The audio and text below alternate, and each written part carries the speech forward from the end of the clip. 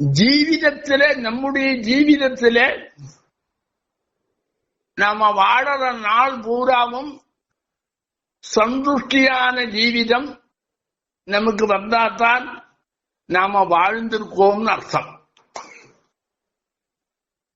அதனால எல்லா சாஸ்திர கிரந்தங்களும் வேதமும் இந்த மாதிரி சுமூகமான வாழ்க்கைக்கு தேவையான நல்லுரைகளை நமக்கு எடுத்து வழங்குறது. எங்க கிடைக்கும் நீ சொல்ல முடியாது. நகி சர்வர் சர்வஞ்சானாதி, எல்லாத்தையும் எல்லாரும் தெரிஞ்சவாள் இல்லை. சர்வா நகி சர்வஞ்சானாதி, எல்லோரும் எல்லாத்தையும் தெரிஞ்சவாளா இருக்க முடியாது. அதனால எங்கெல்லாம் நமக்கு விஷயங்கள் வரதோ அதெல்லாம் நாம வாங்கிட்டு அதை அனலைஸ் பண்ணி நமக்கு தேவையா தேவையில்லையா என்ன இருக்குன்னு பார்க்கிற ஒரு சுபாவம் மனுஷனுக்கு உண்டு. அதனால நான் ஏதோ சொல்றேங்கிறதுக்காக அலட்சியப்படுத்துவாள் எல்லாம் இருக்க மாட்டான். அதை படிச்சுக்கிட்டு அதை தெரிஞ்சுக்கிட்டு அதுல நமக்கு வேற ஏதாவது இருக்கான்னு கேட்டா எல்லாரும் அதை கவனிப்பான். அதனால நான் சொல்லறத பொறுத்துதான் என்னுடைய விஷயங்கள் பப்ளிக்ல ஏறுமா ஏறாதான் இருக்கணுமே தவிர அதுக்குன்னு தனி ஒரு ஸ்டேட்டஸ் இல்லை. நான் இப்ப சொன்னேன், எப்படி சொன்னேன்? ஜீவிதத்தில் ஒருத்தன் வந்தான்னா அவனுடைய கடைசி காலம் வரைக்கும் அவன் சந்துஷ்டியான ஒரு ஜீவிதத்தை நடத்தணும். ஆமா, தர்மசாஸ்திரம் என்ன சொல்லிட்டு, அதெல்லாம் நீ நினைச்ச மாதிரி இல்லை. மனநேவ மனுஷானாம் காரணம் பந்த மோட்சயோ, மனசு ஒண்ணுதான் உன்னுடைய வாழ்க்கைக்கு அடையாளமா இருக்கும். அது என்ன செய்யும்? மனசு உன்னுடைய மனசை கட்டுப்படுத்தி, உன்னுடைய வாழ்க்கையை கட்டுப்படுத்தி, சூடு சொரணை இல்லாமல், சந்துஷ்டியும் இல்லாமல் துக்காக்கிராந்தமா மாற்றிவிடவும் செய்யும். மனசை விடுபட வச்சு, செடுக்கிலிருந்து விடுபட வச்சு, சந்துஷ்டியில சுதந்திரமா எல்லாத்தையும் அனுபவிக்கவும் விடும் அப்படின்னு ஒரு ஸ்லோகத்தை சொல்லியிருக்கா தர்மசாஸ்திரக்காரா. மனதேவ, மனசு ஒண்ணுதான் மனுஷானாம், நம்ம எல்லாரையும் ஒட்டுமொத்தமா சொல்லியாச்சு. பந்தமோட்சயோ காரணம், அவன் பந்தமா இருக்கிறதுக்கும் விடுபட்டு இருக்கிறதுக்கும், கட்டுப்பட்டு இருக்கிறதுக்கும் விடுபட்டு இருக்கிறது. கட்டுப்பட்டு இருக்கிறதா துக்கத்துல கட்டுப்பட்டு அவன் கீழே இறங்கி விட்டான், விடுபட்டு இருக்கிறதா துக்கத்திலிருந்து வெளிவந்து சுதந்திரம் ஆயிட்டான். அப்படி ஒரு அர்த்தம் உண்டு. இன்னொன்னு என்ன தெரியுமா? கட்டுப்பட்டு இருக்கிறது சொன்னா காமக்ரோத லோப மோக பலம் ஆச்சரியாதி, இந்த 6 ரிதுக்கள் சரீரத்துக்குள்ள இருக்கு. அது மனசுங்கிட்டதான் இருக்கு. மனசு எங்க உள்ள இருக்கிற ஆகாசத்துல இருக்கோ அதுகிட்டே இது இருக்கு. அதுல மாற்றிட்டு சுற்றி சுற்றி வருவனே தவிர வெளியில வரவில்லாத கஷ்டப்படுவன். அதுக்கு என்ன வேணும்? அது கிட்டே இருக்குடா. தயா சர்வபூதேஷு சாந்தி ஜனசூஜா சௌஜம் அனாச்சாரம் அகாத்மன்ய வஸ்துகா. இது அந்த நம்முடைய சைதன்யம் இருக்கு பாரு, ஆத்மா, அதனுடைய குணங்கள். நம்முடைய சரீரத்துக்குள்ள ஆத்ம குணமும் இருக்கு, இந்த காமக்ரோதாதி சட்டோர்க்கும் இருக்கு. தெரியாதனமா இந்த மைண்டு காமக்ரோதாதிகள்ல போய் சேர்ந்து கொடுத்து அந்த ஆசையில அது கட்டுப்பட்டு இருக்கும். தயாதர்வபூதேஷு ஆத்மகுணத்திலே சேர்ந்துன்னா விடுபட்டு இருக்கும்.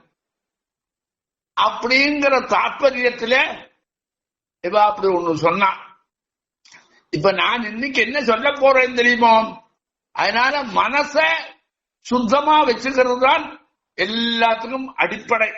மனச முதல்ல தெரிஞ்சுக்கணும். அது வேற ஒண்ணு சொல்றதப்பா. மனச பற்றி என்ன சொல்றது? மனசாக்கியனாப்தமாப்யதே. அனாத்மம் எது? சது மனசா ஆப்யதே.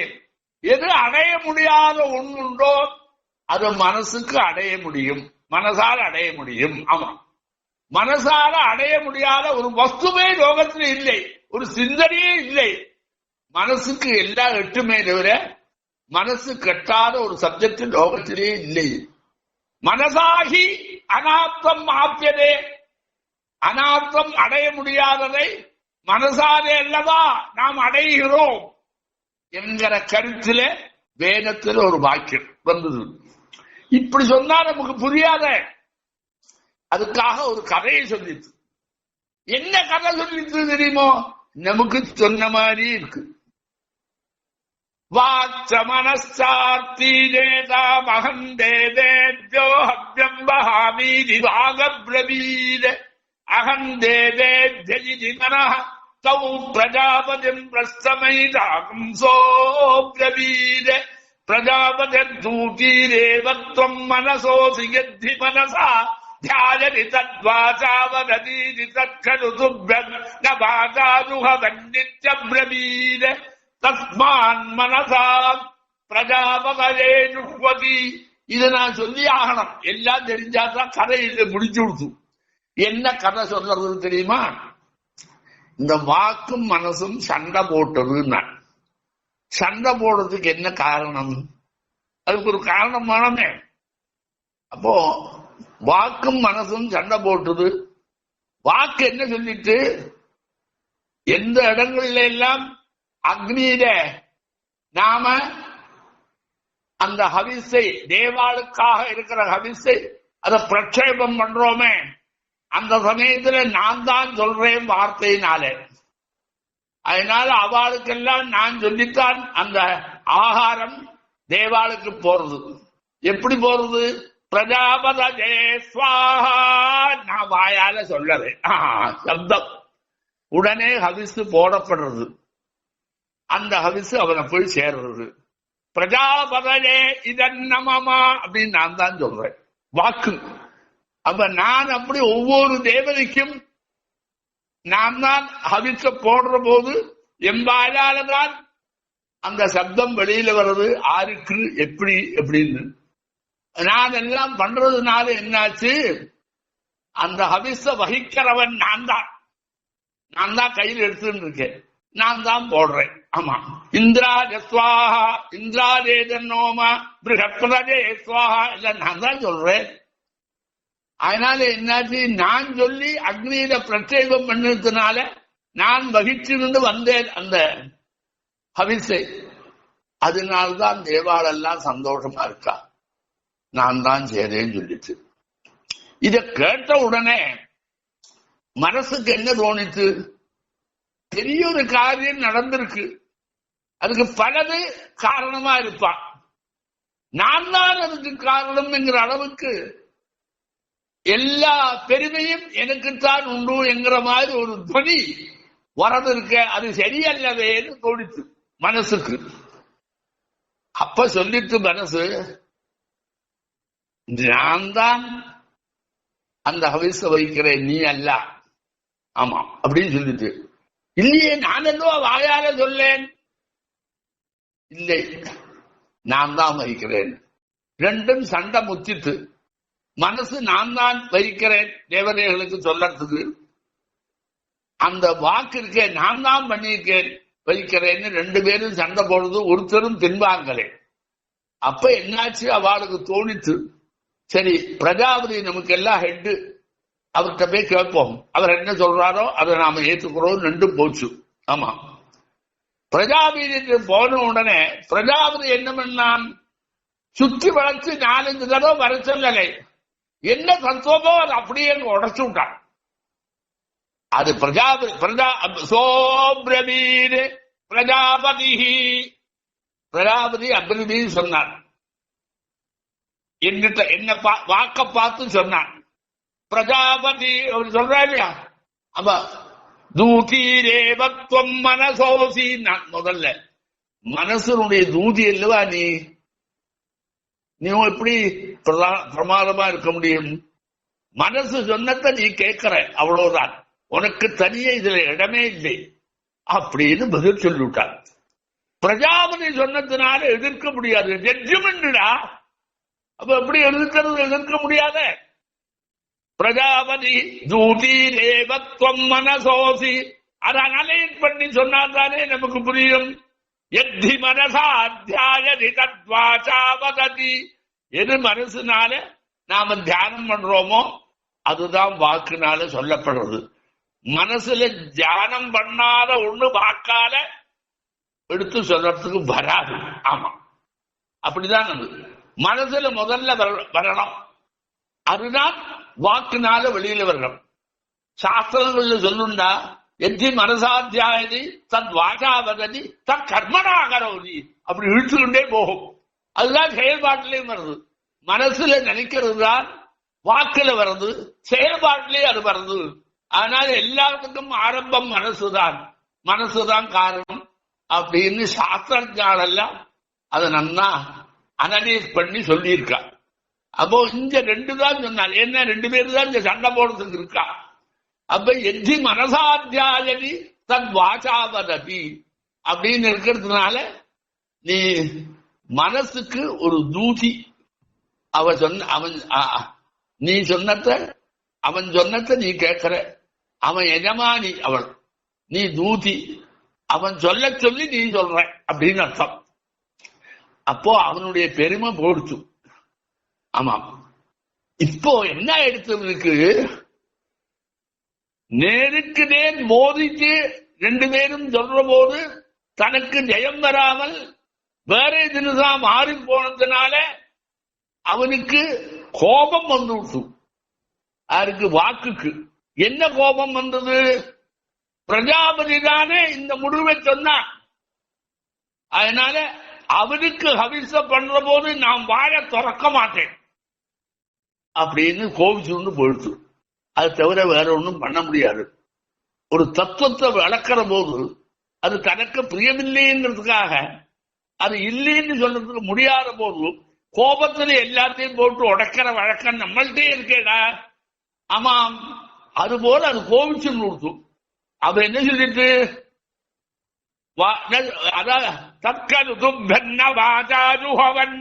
அதனால வாக்குனால உனக்கு ஹோமம் பண்ண மாட்டேன். அப்ப என்னாச்சு? பண்ணலைன்னா பெரிய இடையூறு வந்து கொடுத்தே அப்படின்னு எல்லாரும் கவலைப்பட ஆரம்பிச்சா. அப்ப பிரஜாபதிக்கு இப்படி இவன் வாயால சொல்லலைன்னா அவருக்கு போகாத ஹவிசு, அப்ப எல்லாமே கெட்டு போயிடுமே, என்ன பண்றது? இப்படி ஒரு இடையூறு வந்து கொடுத்தே, அடைய முடியலையே பிரஜாபதியினால. ஆமாம், ஏன்னா அந்த வாக்கு ஒத்துழைக்காததுனால அவருக்கு கிடைக்காத போடுமே சொன்னான். அப்ப என்ன சொல்லிச்சு தெரியுமா மனசு? பிரஜா அப்போ இது கோபிச்சுண்டு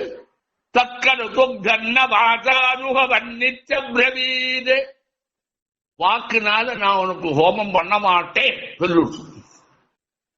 அப்போ மனசு நான் சொல்லி அந்த ஹோமத்தை பண்ணிக்கிறேன், நான் சொல்லறேன்னு ஆரம்பிச்சு. தஸ்மான் மனசா பிரஜாபதே யுக்பதி. இப்பவும் அங்க பிரஜாபதிக்கு மனசானதான் ஹோமம் பண்றோம் இப்பவும். அப்ப என்னாச்சு? கிடைக்காத போச்சு பிரஜாபதிக்கு ஹவிசு. அதை கிடைக்கும்படியா பண்ணது இருக்க அது மனசுதான். ஏன்னா எந்த ஒரு வாக்கு எல்லாருக்கும் செய்து கொண்டிருக்கிற போது உனக்கு முடியாதுன்னு வந்ததுனால அது ஸ்தகிதமாச்சு. அத மறுபடியும் பூர்ணமா பண்றதுக்கு மனசுனால இதுவரைக்கும் யாருக்கும் வேலை செய்யலடா. அப்போ வாக்குனால கிடைக்க வேண்டிய ஒரு காரியம் கிடைக்காமல் போறது, கிடைக்காமல் இருக்கப்படாது, கிடைக்கத்தான் வேணும் அப்படிங்கிறதுனால மனசு அதுல ஈடுபட்டு மனசு அதை நிவர்த்தி பண்ணி விட்டு. இப்ப நமக்கு என்ன தெரியறது? அந்த மனசு எப்படி நிவர்த்தி பண்ணிட்டு பிரஜாபதி மனசாத்தியாயன் ஆகாராவாகாரயதி அப்படின்னு நாம சொல்லிக்கிற வழக்கம். பிரஜாபதியை மனசா தியானம் பண்ணி ஹோமத்தை பண்ணு சொல்லுவோம். இன்னைக்கு பண்ணிட்டு இருக்கோம். அப்ப மனசா பிரஜாபதியை தியானம் பண்ணினாதான் அது போகும். ஏன்னா பிரஜாபதி வாக்கு இருக்க, அது வாயால சொல்லாது அப்படின்னு ஆயிடுச்சு. இன்னைக்கும் அது இருக்கு. எதுக்கு இதை சொல்றான்னு தெரியுமா? மனசாகி அனாப்தம் ஆப்தியதே, அடைய முடியாததை மனசால் அடைய முடியும். இப்ப மனசால அடைய முடிஞ்சதே. அதனால யாகத்துல வரக்கூடியதான அந்த ஹவ்யத்தை வகித்து போறது அந்த வாக்கு தான் இருக்கிறதுனால, வாக்கு மூஞ்சி சுழிச்சா அதை நடைமுறைப்படுத்தி ஆகணுமே சொல்லும் போது மனசுதான் அதை பூர்ணமாக்கி தருது. அதனால மனசாகி ஆப்தியதே அப்படின்னு ஒரு இடம் வந்தது. புரியலையா? இது எதுக்கு நான் இதை சொன்னேன்னா, மனசுனாலதான் எல்லா நம்ம விரும்பினது அத்தனையும் நம்முடைய முயற்சியில மனசுனால அடைய முடியும் என்கிற தத்துவத்தை வளர்க்கறதுக்கு தான் இந்த கதையே தவிர அவாழ்த்தி இருக்கிற குறையோ நிறையோ சொல்லறதுக்காக இந்த கதை இல்லை. ஆமா, மனசுனால எல்லாத்தையும் அடையலாம். நீ ஒண்ணு கவனிச்சு பாரு. காயத்ரி ஜபம்னு சொல்லும் போது மனசா சொன்னா போறோங்கிறாள். ஆமா, நடக்கிறத அதே மாதிரி மனசுக்குள்ளேயே சொல்லிக்கோ பட் போருங்கிறாள். தபசு பண்றேங்கிறா ஒருத்தன், சத்தம் போட சொல்லலை, மனசுக்குள்ளேயே அதை சொல்லுங்கிறாள். அப்ப எத்தனையோ விஷயங்கள் வாக்கால ஆக வேண்டியது எல்லாமே மனசாலே அதை சாதிக்கிறதுக்கு வந்திருக்கு. அதுல சங்கோச்சம் இல்லாததுனால, அதுல அவிசுவாசம் இல்லாததுனால, அதுல விசுவாசம் இருக்கிறதுனால நாம தபஸெல்லாம் எப்படி பண்றோம்? வாய மூடிண்டு மனசுல நினைச்சுதான் தபஸ். இன்னைக்கும் தபஸ் அப்படிதான் காமிப்பார். நமக்கு புரியறதுக்காக அங்க ஒரு கையை கட்டிட்டு காலையும் கட்டிட்டு நாராயண நாராயண நாராயணான்னு நமக்கு காது கேட்கறதுக்காக அவன் சொல்லுவார். வாஸ்தவமா வெளியிலேயே சொல்றது இல்லை. பராபட்சத்தி மத்தியமா வைகரிக்கு வர்றதில்லை. ஆமா, பரா அந்த வார்த்தையினுடைய அடித்தளம், பசந்தி கொஞ்சம் வளர்ந்த தளம், மத்தியமா நடுவில் வந்தாச்சு வெளியில வரத்துக்கு. வைகரினா வாயிலிருந்து வெளியில சப்தமா வெளியில வர்ற, அதுக்கு வைகரின்னு பேரு. அந்த வைகரி வரைக்கும் அந்த வைகரி தான் இந்த வாக்கு. இத்தனை நாள் நான் பேசுற வாக்கு, அந்த வைகரி தான் இப்படி நான் தான் எல்லாம் பண்ணினேன்னு கொஞ்சம் தன்னை பெருசாக்கி நான் வசந்தது அப்படின்னு தற்காலிகமா ஒரு பெருமையை டெண்டோரா பண்ணிட்டு, அது சரியில்லைன்னு உடனே வேறமே தட்டி கொடுத்து அப்ப என்ன சொல்லிட்டு மனசே அந்த காரியத்தை செய்து விடும். இன்னும் அர்த்தம் என்ன தெரியுமோ? இந்த சப்தம் வைகரி ரூபேண வந்தால்தான் அதுக்கு வேலையும் இல்லை. வைகரி ரூபேண சொன்னால்தான் எல்லாரும் சொல்ற போது அது வைகரி ரூபத்தில் வருவதுதான் எல்லாருக்கும் புரியுங்கிறதுக்காகத்தான் 4 பேரும் சேர்ந்தா போல அவன் சொல்லுவன்டா, யோ பிரம்மா பிரம்மண உச்சார பிராணை சிர கிருத்திவாசா பினாகி ஈசானோ தேவர்த்தனா அஜுர்தாரு தத்மை யுகோமிழாங்கிறதேனா எல்லாரும் சொல்லுவா சுவாஹாம்பன் இல்லையா? அப்ப எல்லாரும் சொல்லலாம்ங்கிறது எல்லாருக்கும் தெரியணும்னா வைகரி ரூபம் வரணும். அதுக்குத்தான் அந்த வைகரி ரூபத்தை வச்சுட்டு இருக்காளே தவிர அந்த வைகரி ரூபத்தில் வந்தாதான் வாக்கு செயல்படும் இல்லை. அது இப்படியும் இருக்கலாம். எப்படி? பராபசந்தி மத்தியமா என்கிற அவஸ்தையிலேயும் இருக்கலாம். இப்ப என்ன சொல்றது? ஒரு தத்துவத்தை வழக்கி விடுது நமக்கு. நீ என்ன தியானம் பண்றியோ, எதை நீ மனசுல நினைக்கிறையோ அதே வாக்கால சொல்லு.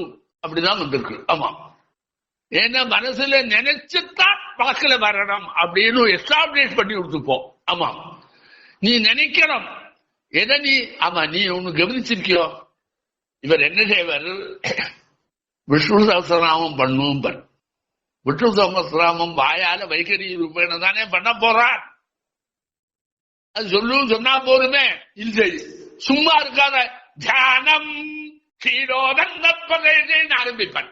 ஆமா, அப்ப தியானம்னா ஜெய் சிந்தாயாம், மனசுல நினைக்கிறதுக்கு தான் அது வருது. ஆமா, அப்ப மனசுல நினைச்சுதான் வாக்குனால சொல்லணும். அதுதான் வேதம் சொல்லிட்டு எத்தி மனசாத்தியாயதி தன் வாசாவனதி அப்படின்னு சொல்லுது. அதனால மனசுக்கு அதுல முதல் இடம் உண்டு, அது இல்லைன்னு சொல்லப்படாது. அப்படிங்கிறத அது ஒண்ணும் இல்லாமல் இன்னொரு தத்துவத்தை எஸ்டாபிஷ் பண்றது என்னது? நீ மனசால நினைச்சத்தை வாக்குல கொண்டு வா, மனசு நினைக்காதது வாக்குல வரப்படாது. ஆமா, அப்படி வந்தா அதுக்கு அர்த்தம் இல்லை. அப்ப எல்லாம் மனசால நினைச்சது வாக்குல வரணுமே தவிர மனசு நினைக்காதையே வாக்குல உள்ள நீ சொல்லப்படாது. ஆமா, அதனால எல்லாம் மனசுல நினைக்கணும் என்கிறதுதான் முக்கியம். வைகரி ரூபேண பிரயோகத்துக்கு கொண்டு வரணும்னு அர்த்தம்.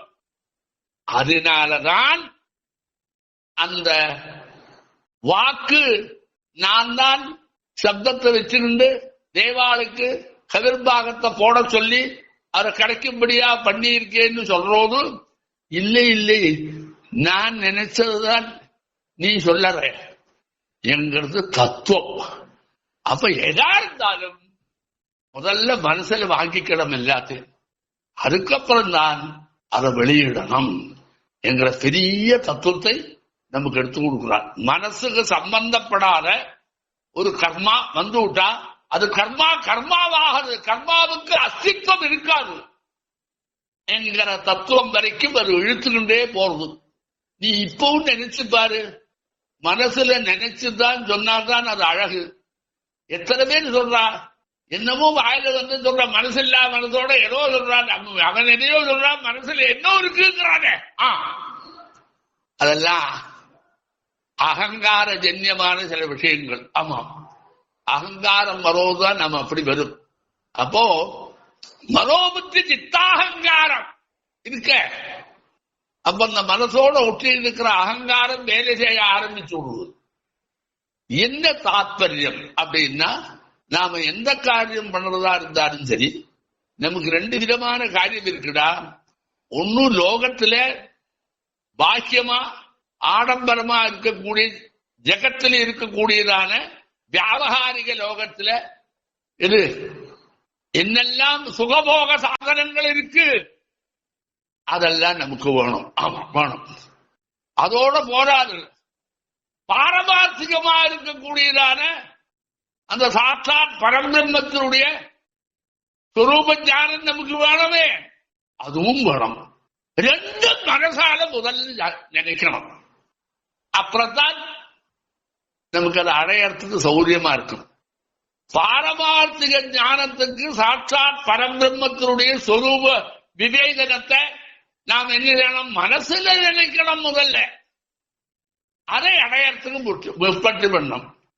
லோகத்தில் இருக்கக்கூடியதான உபபோக வஸ்துக்களுடைய ஒரு பெரிய பாட்டாகாரமே இருக்கு. அது உனக்கு வேணும்னா மனசுல முதல்ல அது வரணும், அப்புறம்தான் அது வெளியில வரணும். அப்ப மனசுல முதல்ல உதிக்கிறதுங்கிறது தான் ஒரு மனுஷனுக்கு வாக்குல வரக்கூடியதானதெல்லாம் மனசு சம்பந்தம் இல்லாத வாக்குல வந்துவிட்டா அது நிரர்த்தகம். சார்த்தகம் ஆகணும்னா மனசோட வரணும். அது என்கிற தத்துவத்தை வளர்க்கறதுக்கு தான் வேதத்தில் இந்த குட்டி கரையை சொல்லிட்டே தவிர இந்த குட்டி கரைக்காக இது வரலை. ஆமா, நான் ஒரு சின்ன திருஷ்டாந்தம் சொல்றேன், ஒரு சட்டுன்னு புரியும் பாரு. நம்முடைய உடம்புல என்னெல்லாம் இருக்குன்னு நீ நினைச்சிட்டு இருக்க? நமக்கு எல்லாத்தையும் அடையறதுக்கு நிறைய பொருள் இருக்குடா. என்ன நிறைய பொருள் இருக்கு? சொச்சற்று சோத்த நிர்வாகியானம், ஞானேந்திரியம் 5, வாக்பாடி பாரவாயு உபசம், கர்மேந்திரியம் 5. இது ரெண்டும் இருக்க. இதெல்லாம் நமக்கு வேலை செய்யற பொருள்கள். அது எல்லாம் நம்முடைய விருத்தியா. ஞானேந்திரியம் ஒவ்வொரு பதார்த்தத்தையும் நன்னா தெரிஞ்சுக்கிண்டு அதை மனசுல கொண்டு கொடுக்கும். கர்மேந்திரியம் ஒவ்வொரு பதார்த்தத்தையும் அந்த மனசு என்ன கேட்கறதோ அதை வாங்கி மனசுகிட்ட கொடுக்கும். ஆமா, ஞானேந்திர மனசு என்ன பண்ணும் தெரியுமோ?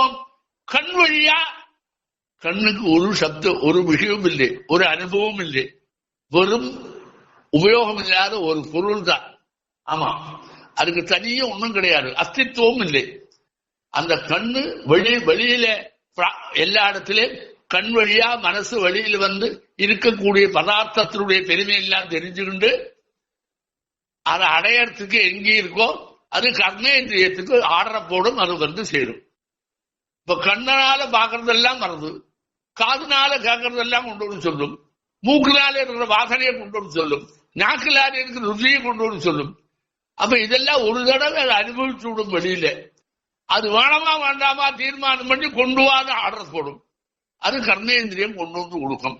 வாக் பாடி பாதம் பாடு உபசம் இருக்க அது வார்த்தையால சொல்லி கொண்டு வரும். சிலது இவனே போய் வாங்கிட்டு வருவன், இதுல ஒண்ணு நடந்து போய் கொண்டு வருவன், ஒண்ணு கையால பிடிச்சு கொண்டு வருவன். இது ரெண்டும் பண்ணிட்டு இருக்கு நித்தியமா நம்மள்கிட்ட. எப்படி பண்ணிட்டு இருக்கு தெரியுமோ? இந்த மனசு உள்ளே இருக்கிறது சும்மா இருக்காமல் சரீரத்துல பஞ்சபூதாத்மகமான சரீரத்துல ஒட்டின்னு இருக்கக்கூடிய கர்மேந்திரிய ஞானேந்திரிய வழியா வெளியில வந்து, வெளியில தான் எல்லாம் இருக்கு. உபபோக வஸ்துக்கள் எல்லாம் பிராபஞ்சிகமான வஸ்துக்கள் தான் உபபோக வஸ்துக்கள். அதெல்லாம் பளிச்சுன்னு இருக்கு. அதுல எல்லாம் உன்னை எட்டி பார்த்து அதனுடைய சுவாரஸ்யத்தை புரிஞ்சின்ற உடனே அது வேணும்னு நினைக்கிற போது அதுக்கு உகந்ததான கர்மேந்திரியத்தை ஏவி அதை கொண்டு வர சொல்லி தான் அனுபவிக்கும் இந்த மனசு. இதுதான் இதனுடைய வேலை. புரியா? அது என்ன அந்த மாதிரி வேலையானதுனால அதுக்கு இதெல்லாம் வேலைக்காரன். அவர் சொன்னார் பாரு, பிரஜாபதி தூசி தேவத்வம் மனசோசி சொன்னாரு. எவ்வளவு கரெக்ட் பாரு. அந்த வாக்கு ஒன்னுடைய மனசனுடைய தூதன், வேலைக்காரன். அது மட்டும் இல்லை, கண்ணு வேலைக்காரன், காது வேலைக்காரன், நாக்கு வேலைக்காரன், எல்லாம் வேலைக்காரன். ஆமாம், அதுகளுக்குன்னு ஒரு அஸ்தித்வம் இல்லை. இவன் பயன்படுத்தினாதான் அது உண்டு. அதுகளுக்கு ஒன்றும் ரசமும் தெரியாது. மூக்குக்கு வாசனை தெரியாதுடா, அவனுக்கு தான் வாசனை தெரியும். புரியலையா? கண்ணுக்கு திருஷ்டி தெரியாது. புரியலையா? அவன் தான் திருஷ்டி தெரிஞ்சவன். அப்ப இப்படி ஒண்ணு ஏற்கனவே நம்மள்ட்ட நடந்துகிட்டு இருக்க. அதுக்கு ஒரு முற்றுப்புள்ளி வைக்கிறதுக்காகத்தான் எல்லாம் மனசோட வந்தால்தான் அது சார்த்தகமாகும். அதனால மனசுக்கு வேலையாட்களாக்கும் இந்த இந்திரியங்கள் எல்லாம். அதை நாம புரிஞ்சுட்டு இருக்கணும் என்கிறதுக்காக வேதத்துல வாக்கு சொல்லிட்டுங்கிறதுக்காக அது பெருமை இல்லை, அது நியாயம் இல்லை. அதனால மனசுதான் சேருது. அதனால நம்ம ஒன்ன புரிஞ்சுக்கணும். எந்த லௌகிக வைதிகமான எந்த கர்மாவா இருந்தாலும் அதனுடைய சாரத்தை வாங்கிக்கிறதுக்கோ, அதனால கிடைக்க வேண்டிய சௌக்கியத்தை அடையறதுக்கோ, எதையாவது நமக்கு இடையூறா இருந்தால் விளக்கிறதுக்கோ, இப்படி ஒண்ணு விளக்கணும் அல்லது நாம ஏற்றுக்கணும். இந்த ரெண்டையும் தீர்மானம் பண்றதுக்கு மனசுக்குத்தான் முதல்ல சொல்லலாம். மனஏவ மனுஷானாம் காரணம் பந்த மோட்சயோ. இப்ப இந்த வார்த்தைக்கு அர்த்தத்தை பாரு. ஆமாம், அதனால அந்த மனசுதான் இன்னைக்கு நம்மளை எல்லாம் போட்டு வாட்டி எடுத்துட்டு இருக்கு. நம்ம அதை நல்லா புரிஞ்சு விட்டோம்னா வராது. அதனால என்ன வேணும்? வேதம் எல்லாம் ஒரு குப்பை நினைக்காத. அதுல ஒவ்வொரு விஷயமும் பலவிதமான லௌகிகமான விவகாரங்கள்ல இருக்கக்கூடிய தத்துவங்களை எல்லாம் எடுத்து வாரி இறைச்சிருக்கு. அதை கொஞ்சம் கொஞ்சமா பார்ப்போம். புரியலையா?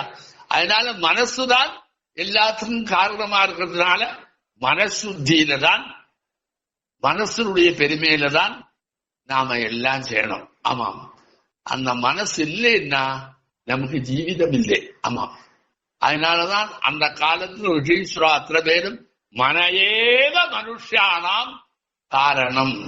எதுக்கு? பந்த மோட்சயோ காரணம்.